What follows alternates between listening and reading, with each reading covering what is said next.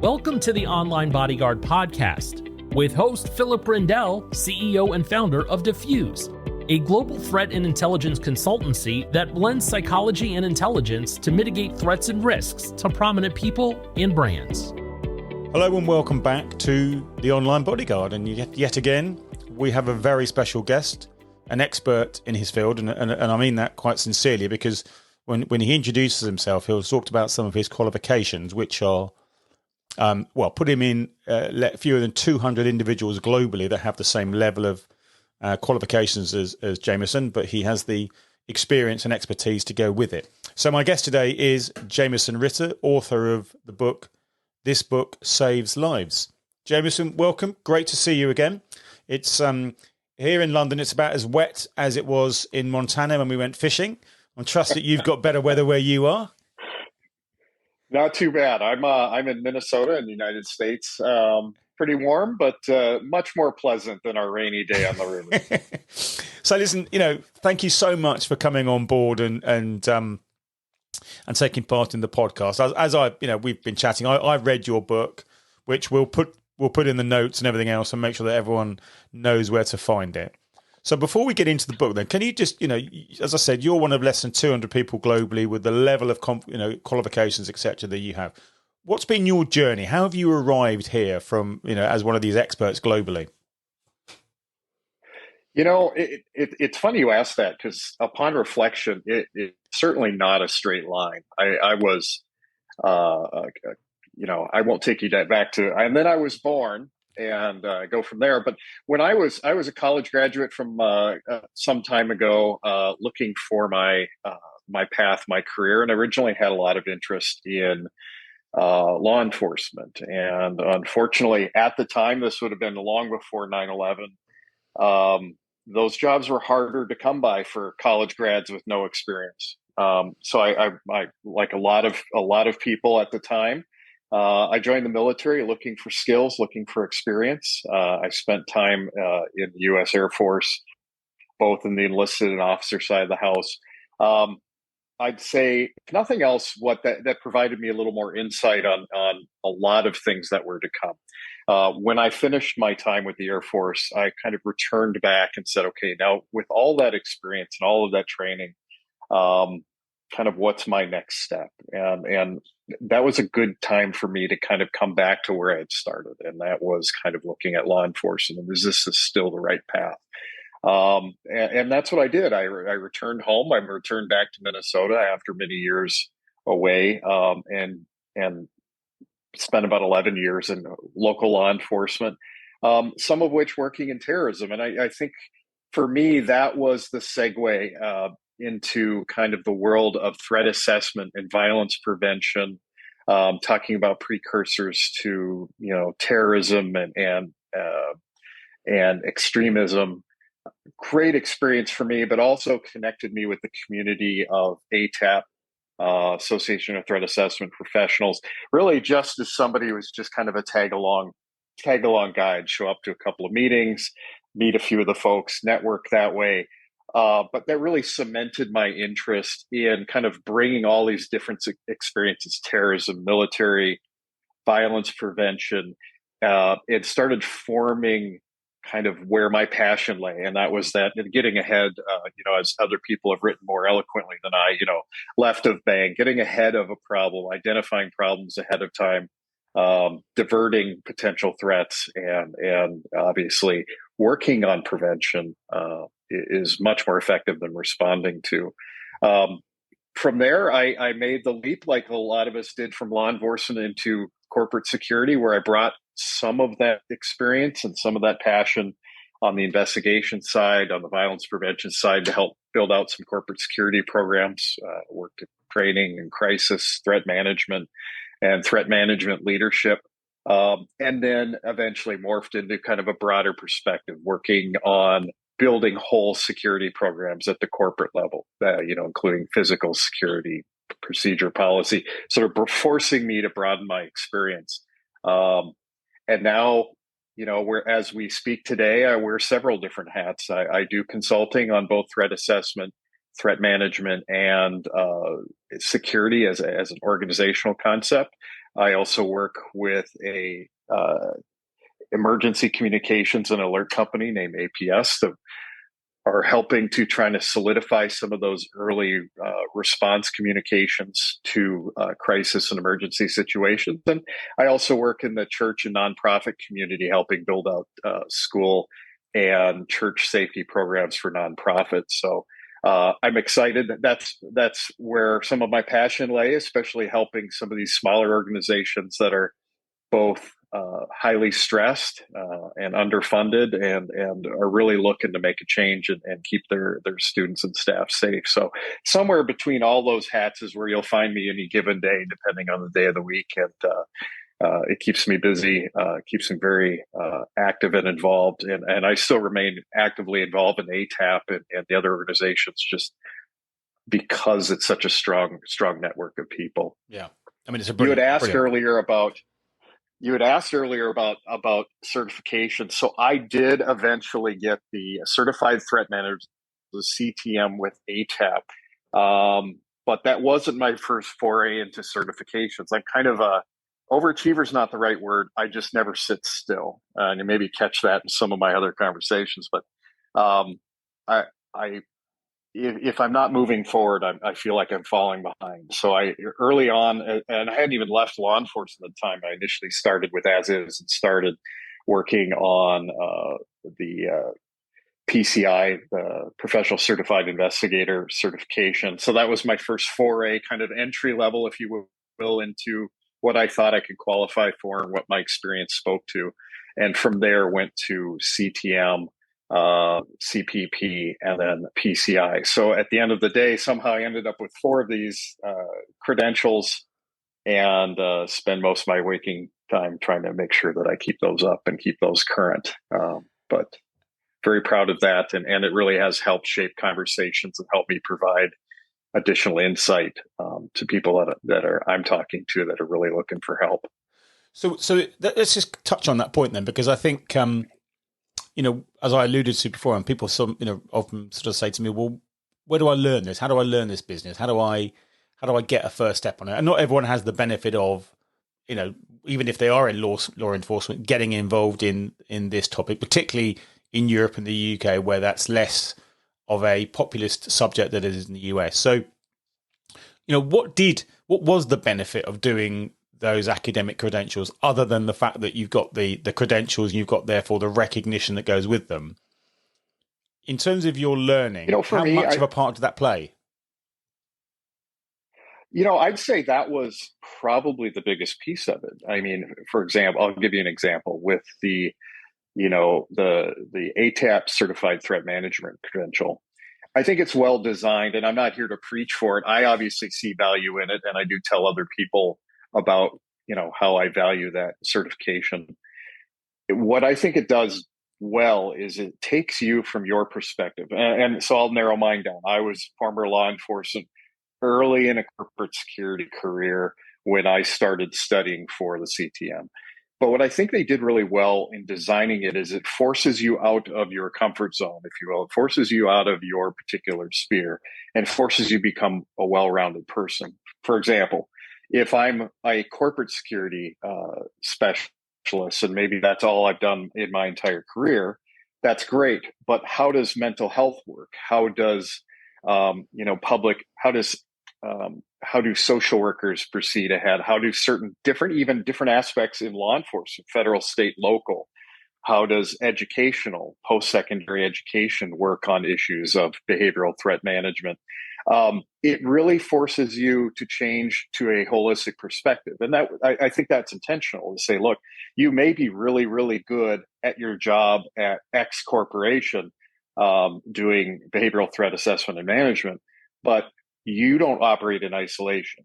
In the real world, the solution to violence, with the prevention of violence, is a team effort, and it actually forces you through education and through these readings and through engagement to really see how other people view the same problem. The kind of the elephant in the dark room problem. We all see it from a different angle. And the CTM really does spend time forcing you to see the other perspectives. I am not a mental health practitioner or have a mental health background, but through this process, I now understand more about how they view, assessment models and how they view clinical environments, how people who work in large colleges and universities deal with student population and privacy and different things like that, which was not my experience. So now when I have conversations personally or professionally, I can at least knowledgeably speak to some of those specifics, and have a broader perspective. I think that's what ATAP in general does well. When we come together, we talked about these conferences earlier, is it's not just a room full of cops or a room full of social workers or educators. It's all of those things together, shaking hands, exchanging business cards, and talking about issues that they face, and coming up with solutions together. I think that's where the network value is, and I think the CTM doubles down on that. And so if you're, as I am in Europe or the UK, and the issues that we have in the UK and Europe are less violence driven often, and particularly less firearms violent driven. So we're talking more about the, arguably the more sort of day-to-day behaviours of concern in terms of harassment and stalking and making threats and all those sort of things. Is the CTM still relevant if you don't necessarily have the level of violence that you might be used to dealing with in the US? I acknowledge the difference, and I'd still say yes. Yeah. And here's why. I think that having a deeper understanding of the whole range of behaviors that occur, from, the whole escalation to violence, and understanding that pathway, it doesn't have to end in violence from an organizational perspective.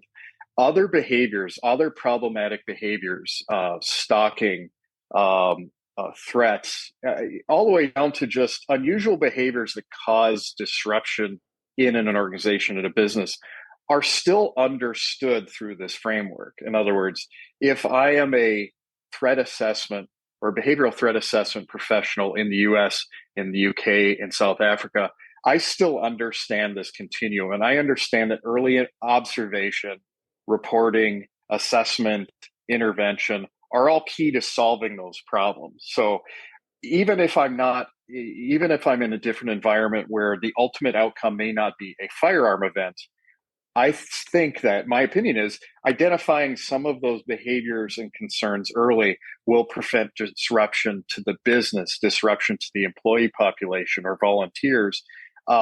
That's still a goal. The goal is always to get people off the pathway, whether it's violence or disruption or some of these other things, because that disruptive behavior is really, really damaging to a work environment, damaging to any organization. So I think the better that we're understanding that, the when we can go, if I were to travel to the UK, I certainly wouldn't spend much of my time talking about firearms violence, but the pathway is the same. The criticality of educating our people in an organization on what to look for, how that pathway works, what to do when they see it, and who to talk to. All of those things are critical there as they are here, and I think are universal concepts. So yes, in the CTM environment as designed right now, there's certain pieces that legislative or other things that aren't necessarily representative of other countries, but the core concepts of that multidisciplinary approach to threat assessment management, I think, are almost universals with some subtle changes. Yeah, I think that's a very good point. So, as we sort of alluded to at the beginning, you've written this book.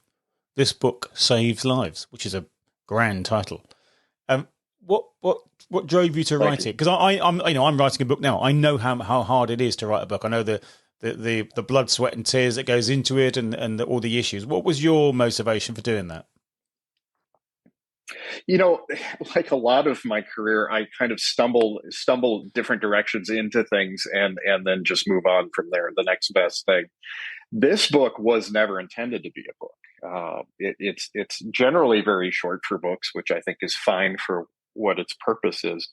It was a culmination of conversations that I had from kind of the consulting side of Jameson and how I've been engaged, especially in my context with nonprofits and faith-based organizations here in the Midwest in the United States, where I was dealing with organizations that were really dealing with something unusual or different, or kind of there's a pain point there. They've had an issue, they've had a series of incidents, but because of the fact that they're nonprofits or faith-based, they don't have a lot of money to spend. They don't have anyone necessarily who owns what I'll call security in quotation marks. And they're really just struggling to find a place to start. And so you're having this similar conversation over and over again. Here's how we need to look at this problem. There's things we can do as a small faith-based school in the Midwest with no infrastructure and no staff dedicated to it. There are still things you can do or conversations you can have early on to talk about, okay, I get it. You have restrictions. There are challenges that you're going to have. When you start having those conversations and you're starting to talk about best practices and you're starting to talk about, okay, we're not going to find a mature Fortune 50 behavioral threat assessment and management program here right now, but what we can do is start talking to people and educating and talking about red flag behaviors and talking about how do we work with other resources to help reduce our vulnerability. But you end up having the same conversation many times over with the same type of people, but the same types of conversations. Hey, we don't have X. Great. What do you have? Hey, we've had threats and nobody knew how to deal with it. Great. Let's talk about education. This book, going back to your question, was sort of a culmination of all of those conversations. And what I initially intended to do was just put in some time on a short white paper and just talk about, hey, when I'm having these conversations, even a volunteer capacity with an organization who says, I don't know where to start, you know what, here is a 15-page white paper on like a few steps that you can take right now to get started in your journey to violence prevention. And unfortunately, fortunately, I guess, depending on how you look at it, when I started writing, I just kept writing. And there was just, it was so much value, I think, in doing it that I didn't want to cap it. And so it evolved over a series of weeks and months into a very short book of just, here's like 10 things you can do that will really make a difference, even if you don't have a formal program. Here's how to create one. Here's how to interact with local resources. Here's how to look at threats and just some really basic things that even people who have no background in this can pick up, read. You could read it in a day. It's got some helpful guides, some helpful tidbits. It's not going to get into the academics. It's not going to get into the minutia, like a threat assessment professional would want to. But it's just enough to be dangerous. And I think that's okay. I think giving everybody a little bit of just a helpful toolkit, that's what it turned into, was not quite a checklist, but a conversation starter. So I could hand this to a volunteer coordinator at a small school and say, read this. If you have any questions, call me back. And then now they're up one level from where they started, and they can start having internal conversations about where they're at and their needs. That's really how it evolved. It just ended up being a helpful guide, but it was specifically intended for not what I call non-practitioners, for folks that don't have this background or don't even have a security background, to be able to start a conversation so that they can make changes internally. And that's how it evolved. It just kind of happened that way. And what's the response been? So far, very good. I think the folks that have read it from the practitioner side, I think, have seen the value of it. They said, this is exactly what that targeted audience could need and use as useful. It's not an academic paper. It's something that somebody can take and action can come from it. From non-practitioners, the intended audience has also been very good. I've had people say, look, there's a lot of good stuff here, to the fact that I've read it now. I've taken this book and then I've said, I'm going to order 3 or 4 more just because my boss needs one. Our CEO or president or head pastor should probably read this. And it's not like you're handing them a 500-page tome, vacillating on the deep issues of our times, but it's something that you can buy, share, hand off to people, and then have conversations. And that's the kind of feedback I got, which is, yeah, I love it. I read it. And then I bought 3 or 4 copies for all the people in my organization because I'm hoping to change their mind on just a couple of things. That's the other feedback I got.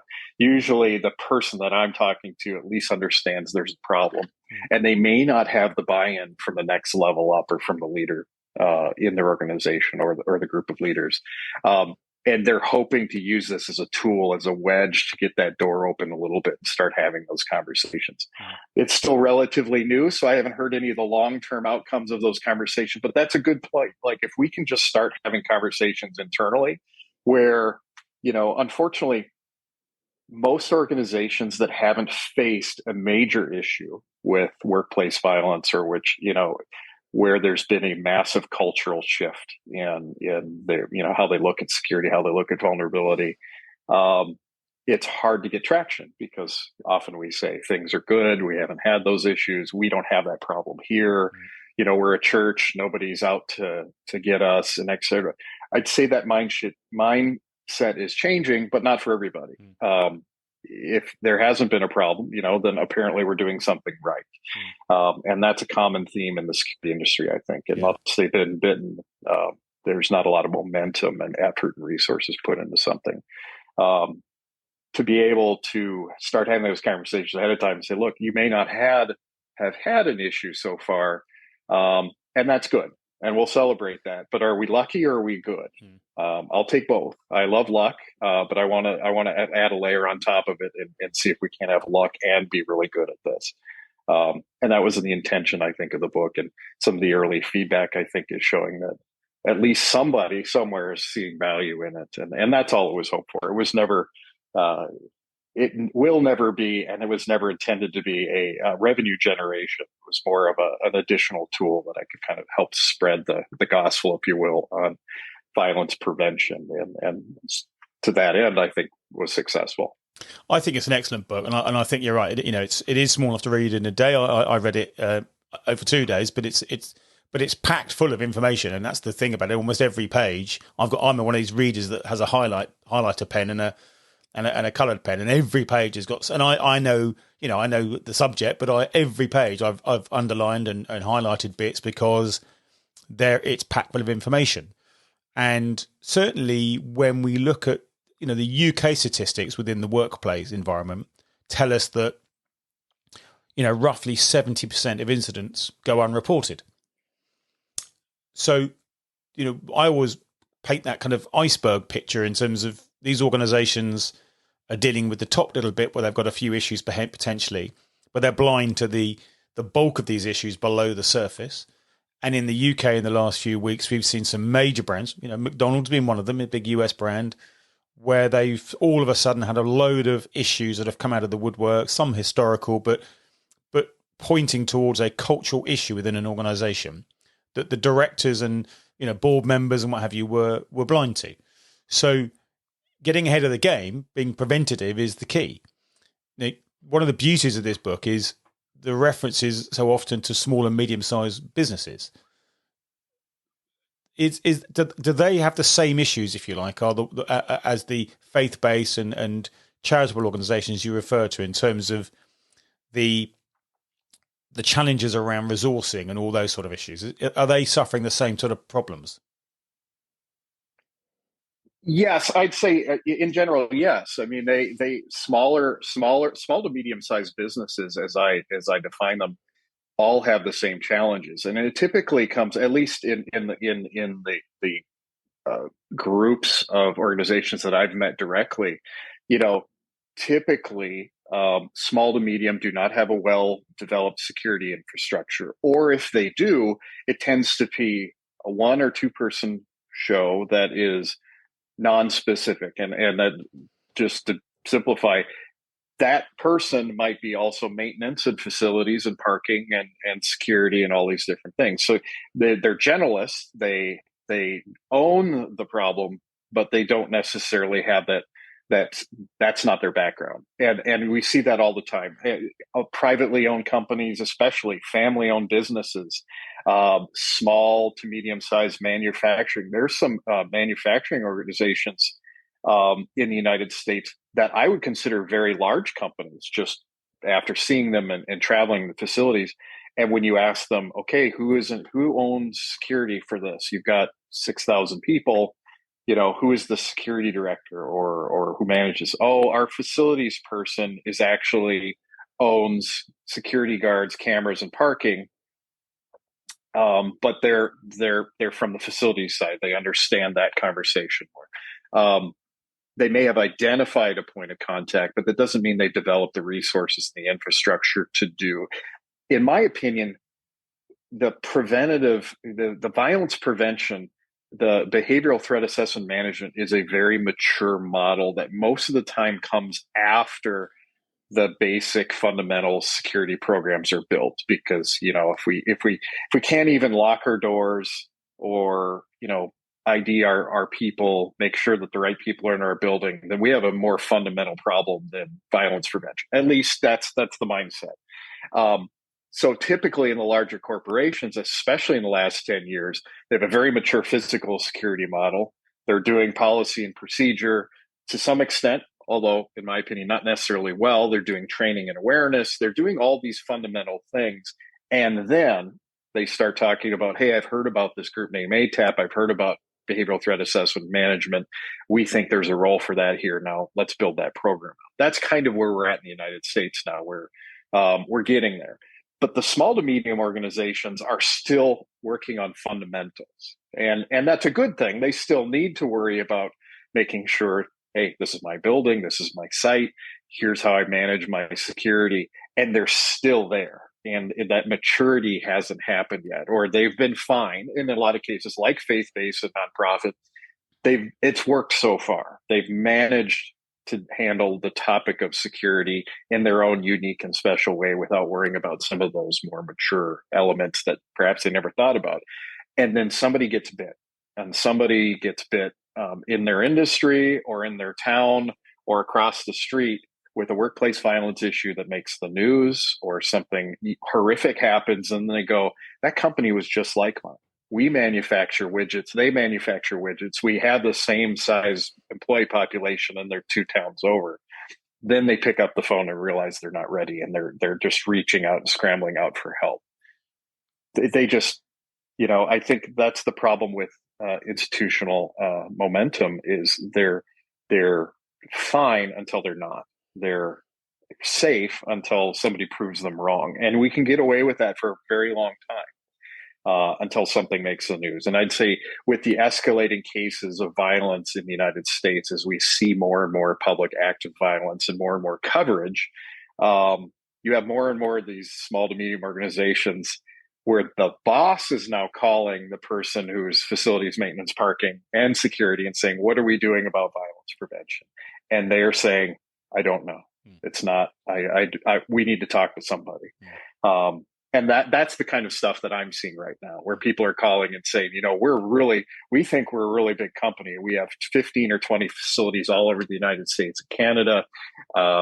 We already have cameras and policy and security guards and badges and all the things that we're supposed to have, but we don't know the darndest thing about violence prevention. And we're really starting to see some cases that worry us. And our HR folks, our human resources professionals, or local leaders are not equipped currently to handle this conversation. Can you help? And that's where I find myself now. And again, part of the reason the book was written was to at least help bring those conversations out a little bit more. And so what are the kind of common denominators then that you see in terms of the reasons why they either don't have the training or the capability to deal with these things? Are there common factors that you kept hearing that people would say, this is the reason we don't have this, or this is the reason we can't do this?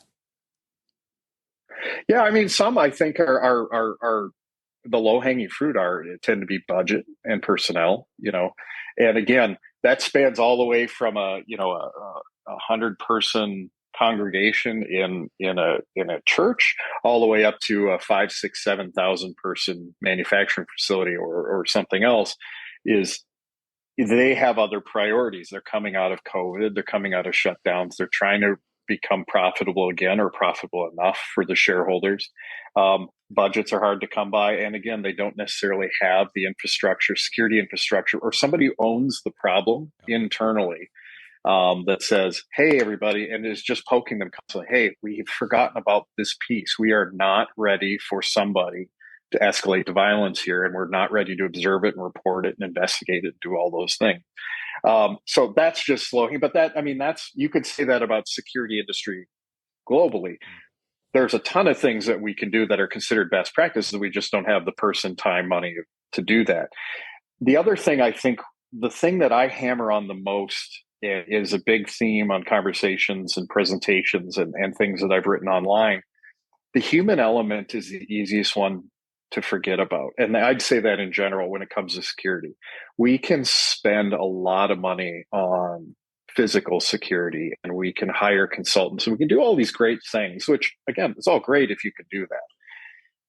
But if we forget about the frontline worker, frontline volunteer employee, whatever that is, the person who makes the least amount of money in your organization, if they're not prepared to make decisions or act in a way that creates a safe environment for your entire company, then you're vulnerable. And that's really hard to do.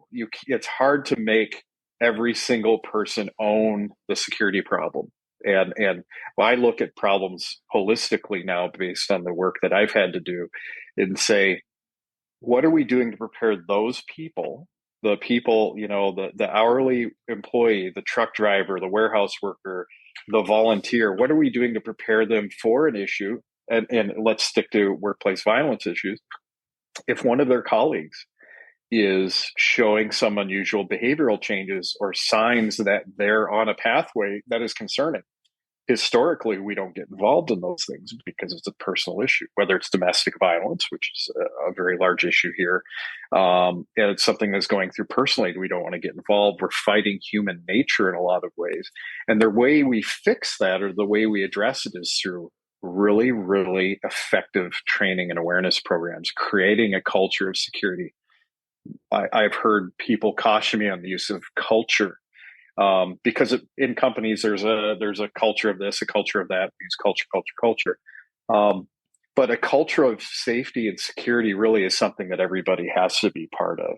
Because if the person who's on the floor and seeing the behavior is uncomfortable in reporting it, doesn't believe that there's an infrastructure in place to do anything about it, or doesn't believe management is in position, or just is not willing to engage and, okay, we've heard you, and now we're going to take it from here and run with it. If you don't do that well, everything else falls apart. You can have an amazing physical security infrastructure and the best, security and cameras, and you could build a massive corporate security team, but you'll fail from the very beginning if those people aren't ready for those conversations. And so when I volunteer or when I'm working with a client, a lot of the questions and conversations I try to start is, how have you prepped your people for this? If I were to walk into your business tomorrow and make some obscure references to violence or to other things, would anybody, A, find it concerning? B, would they report it? And C, do they believe that anybody has their back if they're reporting this stuff? And the answer is, I'm not sure. I don't know. I think so. That's where we can do our improvements. I would take the same budget that you put into physical security, and I would say, let's talk about how we can redirect some of that effort, funds, personnel to training and awareness, because I think that's where you get your bang for the buck as a business owner, as somebody who's trying to keep track of expenditures and efforts, because it'll make the most difference. It's the game changers, the human element, and lacking the human element or not supporting the human element will undermine a very expensive security program very quickly. And of course, the added benefits are, this impacts in the 21st century. We're talking about reputational risk. We're talking about psychological safety. So, if your best employees don't feel safe in the workplace, either from potential violence or from problematic behavior that's going on around them, they're going to leave. And we're in a recession. So arguably there's some research that suggests some disgruntled employees will stay in the workplace because they fear there's less opportunities elsewhere. So of course they then present problems in terms of potentially insider threats or what have you. So this isn't just about, a physical security issue. This is about much more than that these days. Oh, I can't agree more. And here's the best part of it. If you built out a successful behavioral threat assessment and management program with all the elements that I would say, if I was completely misguided and I said the only thing I'm worried about as an organization, as a security leader, is an active shooter event, a culmination of all of these things that in the United States could result in a act of mass violence, even if I'm misguided and say that's the only thing I'm worried about, the infrastructure that I've built from education, training, reporting, screening, investigating, management, those elements work for everything.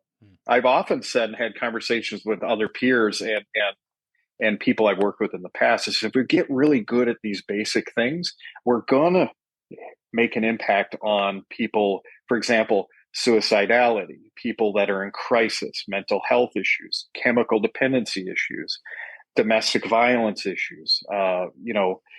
People that are in crisis may not be on the pathway to violence in the workplace, but as an employer, identifying people in crisis, identifying people who need assistance, who need other resources, those people are our employees. Those people are the people in our buildings. And if we ignore that population because we're not even looking, or if we're not even telling our people, you know what, suicidality is an important conversation in the workplace. It can't just be a private thing that nobody talks about because those people are on a pathway. We just don't know where they're going to end up. We need to give them help. And quite frankly, it's the compassionate right thing to do is to help identify people and give them the resource, give them the things that they need to not only be safe and secure, but to be great employees, to have a great workplace. And that protects their peers, that protects the organization, the reputation. All of those things come hand in hand. So the better we are at in identifying people, in getting resources there to educate other people to be aware of these issues, which again, human behavior, some people is very uncomfortable conversations. The better we are at that, the better we are at all of these things, not just violence prevention, at being a good company, at being a sensitive company that can retain employees because they believe they're cared for, to attract new employees who say, look, my husband, wife, spouse, significant other works for this company and they've invested in some training that I think is really critical. Why are we not doing that? It's a retention play. It's an attraction play.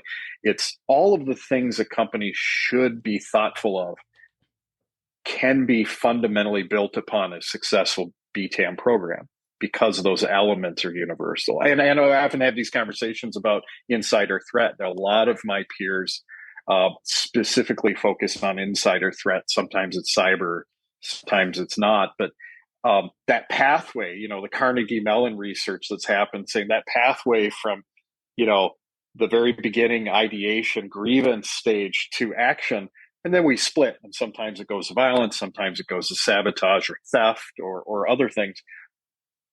With insider threat and behavioral threat assessment and management, there's a lot of overlap. So if we get good at one, are we not good at picking up red flags and warning signals for the other? And so I build a security program upon a successful violence prevention program because I think that addresses that human issue that we can often miss. And is your training physical training, or do you do e-learning? How's the structure of your training that you provide? Typically, when I do training, it tends to be in person. Now, obviously, like the rest of the world, when COVID happened, we had to do a lot of flexing. During COVID, for me, I was deeply immersed in a Fortune 5 or 6 company in the U.S. that had operations globally, but was specifically focused on violence prevention in the continental United States. We had to find ways of presenting effective and impactful training remotely because we weren't allowed to travel or we couldn't bring people into a room. And so some of that became virtual. Some of that we even delved into the world of virtual reality training for immersive environments for active assailant training. we were looking for ways to be effective, and if other people have heard this conversation, I am a very big critic of online computer-based training. I just, as it's envisioned historically, at least in the United States context, is terrible training. It is training designed to say, I took training. It's not engaging. It's not memorable. It doesn't change behavior. And if we're creating training for purposes other than changing behavior for the better, then we're wasting our time and money. And it becomes a compliance issue in the United States. Do you have active shooter training? Sure, I do. Everyone has to go online and click through a 20-minute active shooter module. Are they any more prepared to respond to an active shooter because they click through the same module every year upon hire? They're not. And if we don't at least start with the understanding that what we're doing right now isn't effective, then we can't make it better. Yeah. So when I look at training, or I look at developing training for an organization, I start with that default perspective. What we're doing right now is crap. We're going to do better. And so when I see, for example, when I engage vendors that work in the training space and ask them to help develop training for us, I walk into the meeting like that. I say, look, I can't do check the box training. So tell me how we're going to engage our specific employee population and their specific issues in a relevant way that changes behavior. And then we start having that conversation. Great. Yeah. Let's do that. Could it be computer-based? Absolutely. But it has to be done thoughtfully. Yeah. I prefer to do it in person, but realize that's not reality for a lot of people anymore. Great. When our folks are working at home, are we still not responsible for their safety and security and well-being? We absolutely are. Let's find a way to engage them. And so you almost have to have a tailored approach to your specific business and your specific demographics and where they're at. You have to come to them. If for example, one organization I worked for, a great deal of our risk was mobile drivers in trucks going out through the United States, urban high crime areas. How do we address their threat while at the same time talking about warehouse workers where most of their threats are internal, employee on employee violence or issues that are contained within that warehouse? Different concerns, different populations. If I just give them all a generic off-the-shelf program that I got from a vendor and plug it into some screen they're on, I'm going to get no change. And that doesn't benefit us, it doesn't benefit the organization. Yeah, that's a really good point, actually, about the purpose is to instill change rather than compliance. Although we know that a lot of companies, obviously, it does become a tick the box in terms of, yes, I've done this. There's my insurance requirement satisfied. Right. So let's talk about these red flags. You've mentioned red flags a few times, and it's a term that is widely used in lots of different environments. When you're talking about red flags, what are you talking about? So I'm talking about a range of behaviors that, in the behavioral threat assessment management world, there's a lot of things that are commonly understood to be potentially concerning. And we've had the benefit over the last 10 or 15 years of having some great FBI and Secret Service research here in the United States, where they talk about, things they can look historically at an incident, at a group of, active assailant, active shooter population, and look for common themes, common threads. And a lot of it falls into stressors, things happening in their lives that potentially are, spurring them on to action. They look at statements, leakage, or talking about plans to other people or online now. So there's just kind of when I say red flags, I use it very generically because it can be a lot of different things. And what I like to stress is if somebody, for example, one of them tends to be, if Jameson makes a statement of, potential self-harm, does that make him more likely to commit an act of violence at the workplace? Well, I don't know that.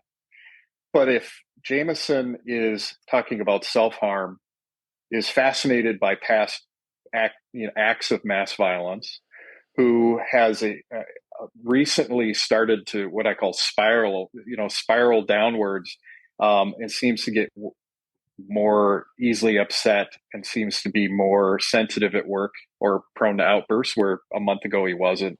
If Jameson has just gone to a divorce or bankruptcy, when these things start coming together in bunches and groups, and the FBI talks about, okay, if they got, 4 out of these are more likely. And when these things start clustering together, that's indicative of a larger potential problem. Again, not necessarily violence, but that shows that Jameson is now definitely in some sort of crisis mode, that if we can identify that early, again, a lot of people go through divorce, bankruptcy, family death, personal issues, mental health issues, chemical dependency issues. All of those things in isolation can create a crisis.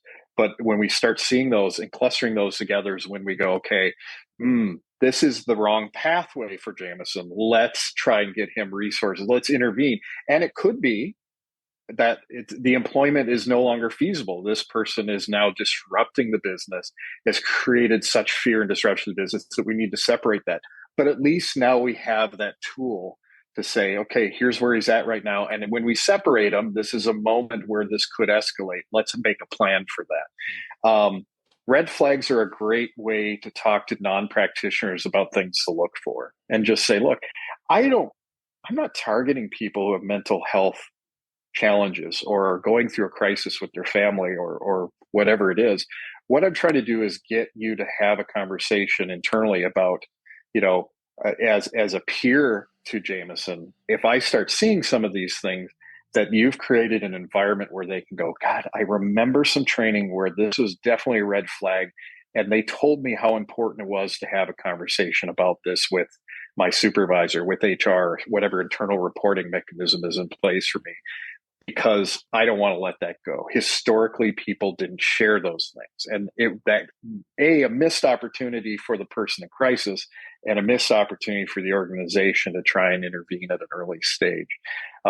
Red flags is a vehicle to talk to non-practitioners about things to look for. And you can go in the FBI data, Secret Service data, all the research that talks about why these things are important and why they're valid items to seek. I use it as just a tool to say, look, you inherently, I always talk about Gavin DeBecker and Gift of Fear, which is one of the first books I read as an adult, talking about adult themes, and an amazing book, and one that I would give to just about everybody who is transitioning into adulthood and starting to go out into the real world. You have to trust your intuition. You have to empower the intuition to, you're seeing these things every day. You're experiencing people in crisis all the time, because there are a lot of people that you're just dealing with at the grocery store or at work or at home that are in some kind of crisis. What we need to do is double down on that and say, you're seeing it. Now what? Okay, this person's in crisis. Now what? Or this person is drastically behaving different than they did. Their baseline is way off. Now what? And that now what piece is the reporting, the follow-up, the organizational support. So it's that human element I talk about again, that we talk to non-practitioners about red flags, not only so they're educated on what to look for, but I bet you 90% of the red flags we talk about, people inherently understand.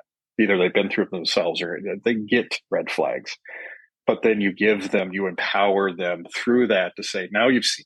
Now our expectation is you'll have this conversation with somebody else so we can work through that problem.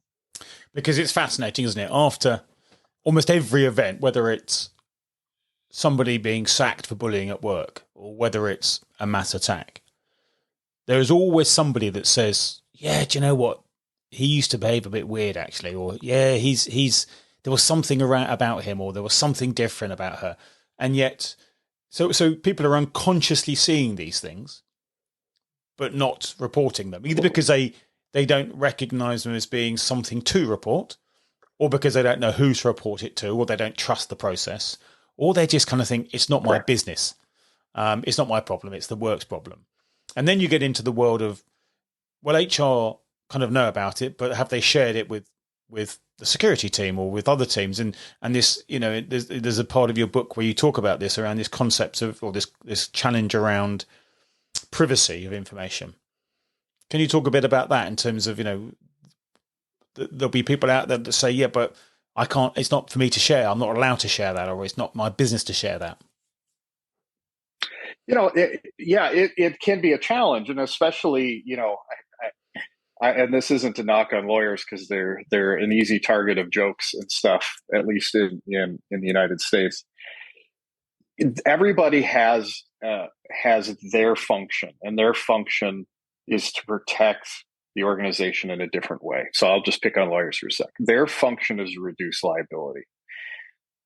When I was with a very large Fortune 5 or 6 company, the early formation of the threat assessment team had already happened before my arrival, or at least the broader threat assessment team with all the people from different parts of the company. So they were already successful. They brought that team together. They had some baseline training.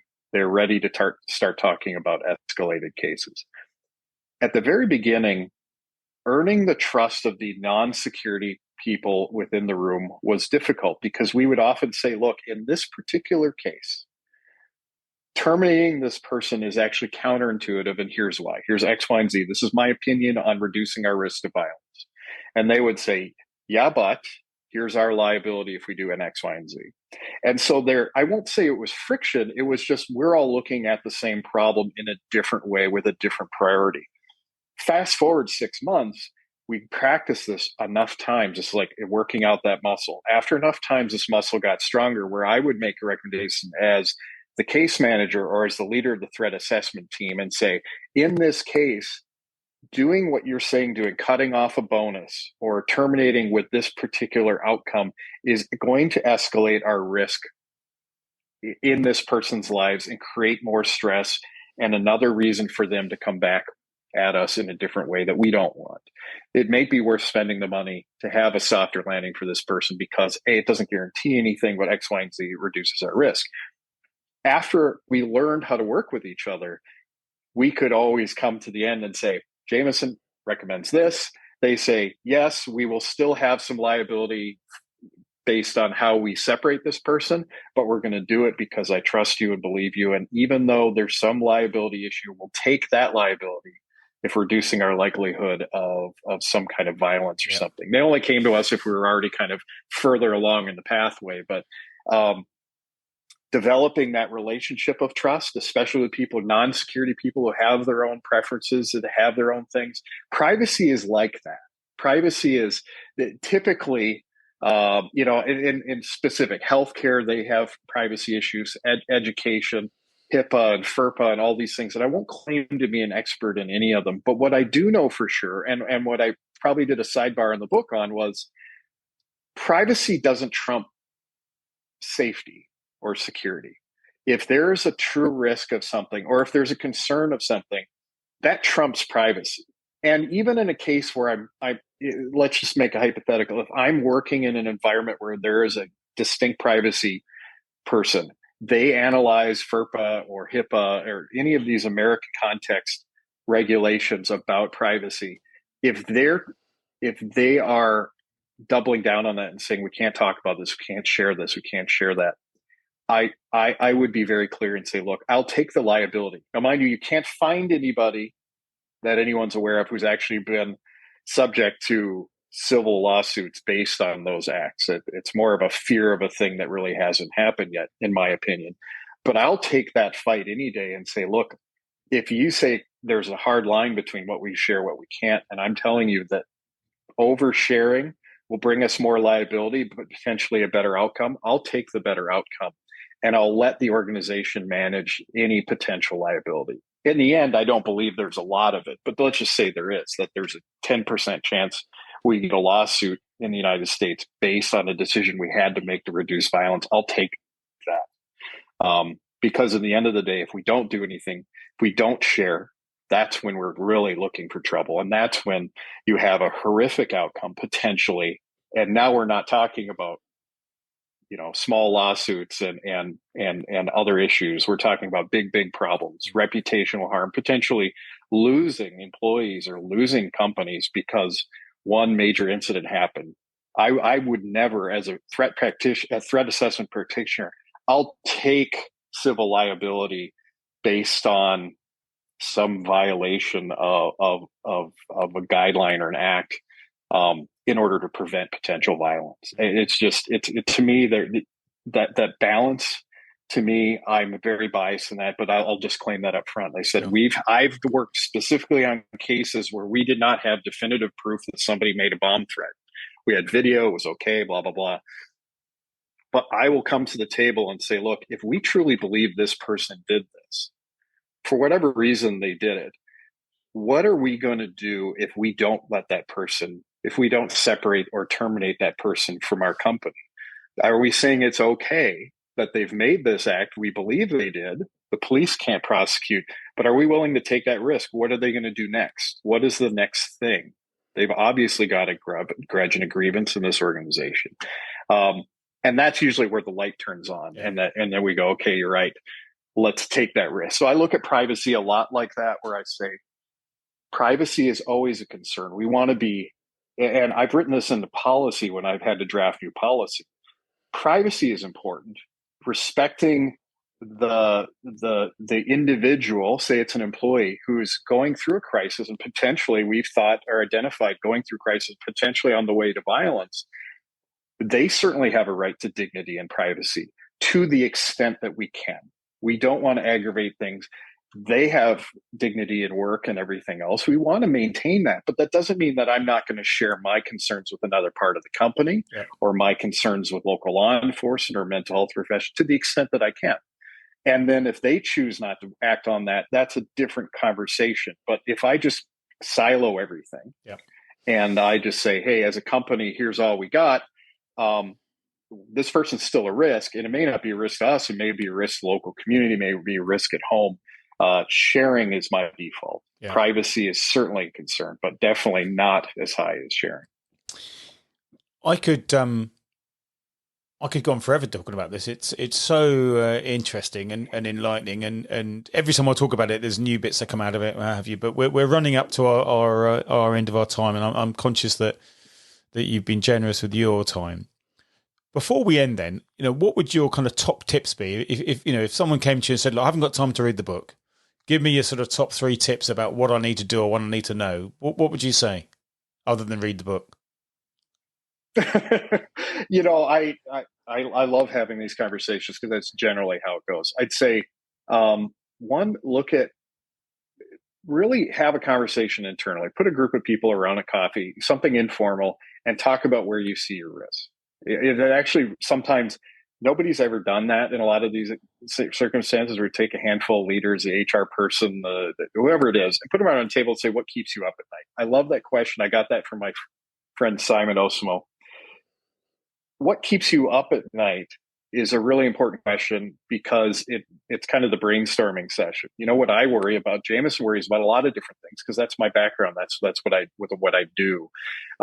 HR may have a different answer. Legal has a different answer. We start flushing some out. There might actually be some consistencies there. Okay, great. If we're really worried about workplace violence, what can we do to start that? That conversation starter is key. So I'd say have the conversation. What keeps you up at night? The second thing I'd say is, what are you doing right now? Ask this question. What are you doing right now to prepare your people to identify and report things that concern them? And you call it red flags, call it behaviors, whatever it is. What are you doing right now? And if not, if the answer is, I don't know or nothing, then great. Now we have a data point number 2. We have work to do on education awareness. Because as I mentioned before, if I could have nothing in a security program, I would start with education awareness and then build the program on top of that. And finally, I'd say, give yourself a little grace, because you're never going to get it right all the time. Even in a situation like some of my corporate experience, we have the resources, the personnel, mistakes will be made because you're dealing with human beings. The human condition is crazy, wild, funky. It's all over the board. We can't read people's minds. We can't read the future. We will miss things. The idea is that we get better and better at recognizing things and intervening in a way that makes us generally safer, that is always forward momentum. I said, keep that momentum. Don't stress about being perfect. Don't let perfect be the enemy of good. Keep moving. Keep working towards it. If you have passionate, energetic people in your organization or that you can bring on board to help you with these conversations, bring them in. They will help drive this, because you'll find the true believer in that who really believes this stuff works if done well. Get them involved, put them around the coffee table with your stakeholders, and then change will happen, or at least change can start to happen. So I'd start with those three, and I'd probably have a bunch more if we had more time. But fantastic. So listen, where can we, if people who want to buy this book, which is called This Book Saves Lives, where do they find it? Where can they buy it? Amazon. So Amazon in print form or Kindle, and basically Amazon's everywhere. So it's a real easy search. Yep. If they have any questions, obviously from me or anything, they could reach out. I'm easy to find on LinkedIn. Happy to connect with anyone if they have questions about ATAP, certifications, workplace violence prevention, or anything. I want to be a resource. I've always said I want to be a resource for this community, and I meant it. So I'm more than willing to have those offline conversations. If there's anything I can ever do to help, that's what I'm here for. Jameson, thank you so much. We'll make sure that we'll put all those links, your LinkedIn profile and everything else, on the actual post notes. So anyone who does want to get in touch with you, if only just to say what a great book it is, then they know where to contact you. But for now, Jameson, thank you very, very much indeed for being a guest. It was a pleasure. Thanks for having me. Thank you for listening to the Online Bodyguard podcast with host Philip Grindell, CEO and founder of Diffuse. Please rate, review, and subscribe on your favorite podcasting platforms.